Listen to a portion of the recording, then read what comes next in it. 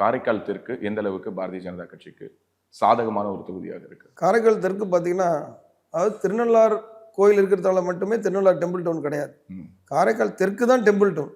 Okay. மொத்தம் 8 கோயில் இருக்கு. அந்த 8 கோயிலுக்கான பக்தர்கள், அதை சுற்றி பார்த்தீங்கன்னா அந்தந்த கம்யூனிட்டி பீப்புள், இவங்கெல்லாம் கோர் டவுன் காரைக்கால். அது இதான் இந்த கோர் டவுனில் பார்த்தீங்கன்னா ஒருத்தவங்களும் ஒரு செட் ஆஃப் பீப்புள் இருக்கிறாங்க. ஆனால் எல்லாரும் அந்த டெம்பிள் ரிலேட்டட் பீப்புள், பக்தி மார்க்கத்தில் உள்ளவங்க. அடுத்தது இஸ்லாமியரை பார்த்தீங்கன்னா அவங்களும் பக்தி மார்க்கத்தில் இருக்கிறாங்க. ஸோ எல்லாரும் ஒன்னோட ஒன்று கலந்து வாழ்கிறது தான் காரைக்காலோட தன்மை.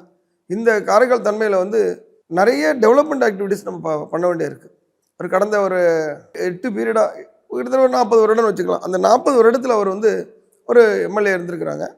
அது மாதிரி இடையில வந்து ஒரு அசனான ஒரு எம்எல்ஏ கூட இருந்தாங்க. ஏஎம்ஜே நாசிம் வந்து 40 வருடமாக இருந்திருக்கிறாரு.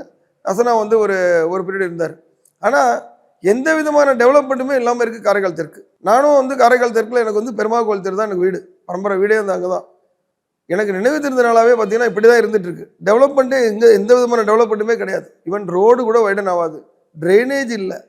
பப்ளிக்கில் போய் பார்த்தோம்னா, நடந்து போய் பார்த்தோம்னா எந்த விதத்துலையுமே ட்ரைனேஜ் இல்லை, டாப் டு பாட்டம் கிடையாது.